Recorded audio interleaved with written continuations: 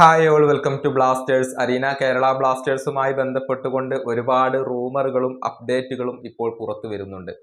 നമുക്കറിയാം, വരുന്ന സമ്മറിൽ കാര്യമായ അഴിച്ചുപണി ക്ലബിനകത്ത് നടക്കും എന്ന കാര്യം പല മാധ്യമങ്ങളും മാധ്യമപ്രവർത്തകരും സ്ഥിരീകരിച്ചതാണ്. അതുമായി ബന്ധപ്പെട്ട ചില അപ്ഡേറ്റുകൾ ഇപ്പോൾ അഷ്അലി നൽകിയിട്ടുണ്ട്.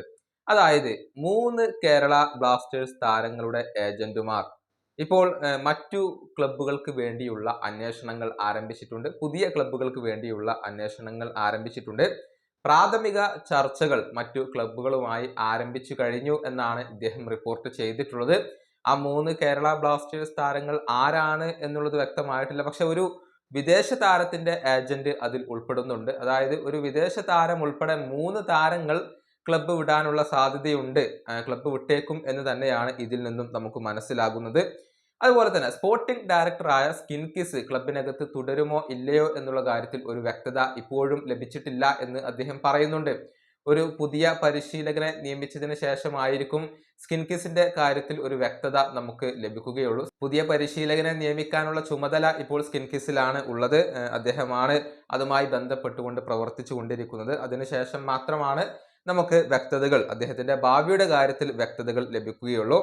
മാത്രമല്ല, പ്രബീർ ദാസുമായി ബന്ധപ്പെട്ട ഒരു അപ്ഡേറ്റും ഇദ്ദേഹം നൽകിയിട്ടുണ്ട്. നിലവിൽ മുംബൈ സിറ്റിയിൽ ലോൺ അടിസ്ഥാനത്തിലാണ് പ്രബീർ ദാസ് കളിച്ചുകൊണ്ടിരിക്കുന്നത്. 6 മാസത്തെ ഒരു ലോണിലായിരുന്നു അദ്ദേഹം കഴിഞ്ഞ ജനുവരിയിൽ ക്ലബ്ബ് വിട്ടിരുന്നത്. അദ്ദേഹം കേരള ബ്ലാസ്റ്റേഴ്സിലേക്ക് തിരിച്ചെത്താനുള്ള സാധ്യത കുറവാണ് എന്നാണ് ഇദ്ദേഹം റിപ്പോർട്ട് ചെയ്യുന്നത്.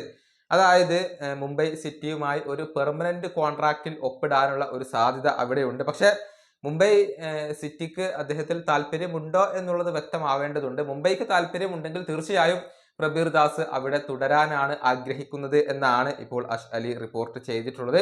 ഇത്രയും വിവരങ്ങളാണ് അദ്ദേഹം പങ്കുവച്ചിട്ടുള്ളത്. ഏതായാലും ഒരു കാര്യം ഉറപ്പാണ്, കൂടുതൽ താരങ്ങൾ ക്ലബിനകത്ത് നിന്നും പുറത്തേക്ക് പോകാനുള്ള വഴികൾ ഇപ്പോൾ അന്വേഷിച്ചു തുടങ്ങിയിട്ടുണ്ട്. ഈ വീഡിയോ അവസാനിപ്പിക്കുന്നു. അടുത്തൊരു വീഡിയോയിൽ കാണാം.